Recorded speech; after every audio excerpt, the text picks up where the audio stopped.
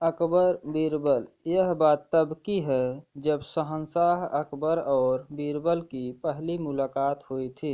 उस समय सभी बीरबल को महेश दास के नाम से जानते थे।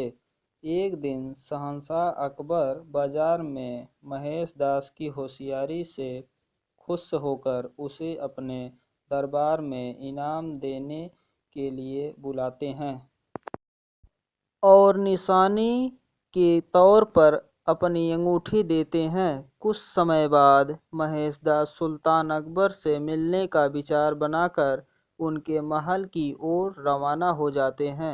वहां पहुंचकर महेशदास देखते हैं कि महल के बाहर बहुत लंबी लाइन लगी हुई है और दरबान हर व्यक्ति से कुछ न कुछ लेकर ही उन्हें अंदर जाने दे रहा है। जब महेश दास का नंबर आया तो उसने कहा कि महाराज ने मुझे इनाम देने के लिए बुलाया है और उसने सुल्तान की अंगूठी दिखाई। दरबान के मन में लालच आ गया और उसने कहा कि मैं तुम्हें एक ही शर्त पर अंदर जाने दूंगा, अगर तुम मुझे इनाम में से आधा हिस्सा दो तो। दरबान की बात सुनकर महेश दास ने कुछ सोचा और उसकी बात मानकर महल में चले गए। दरबान में पहुंचकर वह अपना नंबर आने का इंतजार करने लगे।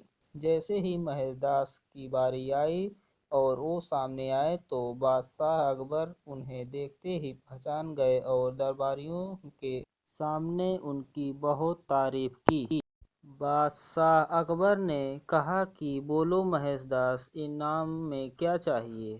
तब महेश दास ने कहा कि महाराज, मैं जो कुछ भी मांगूंगा क्या आप मुझे इनाम दे देंगे।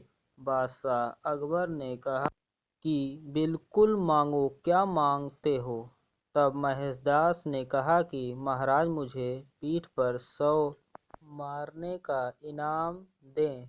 महेश दास की बात सुनकर सभी को हैरानी हुई और बादशाह अकबर ने पूछा कि तुम ऐसा क्यों चाहते हो। तब महेश दास ने दरबान के साथ हुई पूरी घटना बताई और अंत में कहा कि मैंने वादा किया है कि इनाम का आधा हिस्सा मैं दरबान को दूंगा। तब अकबर ने गुस्से में आकर दरबान को 100 कोड़े लगवाए और महेश दास की होशियारी देखकर अपने दरबार में मुख्य सलाहकार के रूप में रख लिया। इसके बाद अकबर ने उनका नाम बदलकर महेश दास से बीरबल कर दिया। तब से लेकर आज तक अकबर और बीरबल के कई किस्से मशहूर हुए। कहानी से सीख हमें अपना काम ईमानदारी से और बिना किसी लालच के करना चाहिए।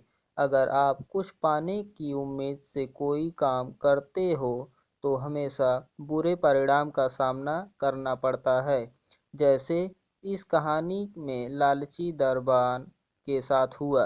धन्यवाद।